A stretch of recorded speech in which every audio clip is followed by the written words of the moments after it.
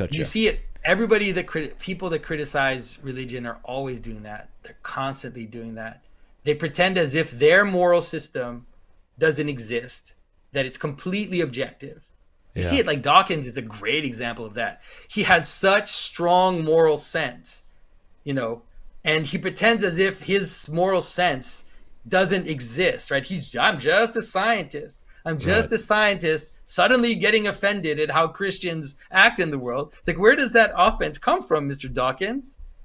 Like, does it come from biology? Does your offense at what Christians did burn people? Like, do you think that scientifically it matters whether Christians burned people or didn't? Like, does that really matter? Like a lion that Mm. eats a cub in the nature and in terms of just scientific processes, there's no value there. There's no morality there. What are you talking about? But suddenly Yeah. these weird new atheists, they have this super strong moral sense, but they pretend like they don't. And now they use science to criticize Christians, but they have this like invisible. They act as if they're like disembodied gods with like moral senses. It's very fascinating if you're attentive to it. You just have Mm. to ask like, where does your morality come from? Like, where does your capacity to judge phenomena come from? If all you're saying is that you're a scientist describing phenomena, like, where does the judgment come from? How can you judge phenomena?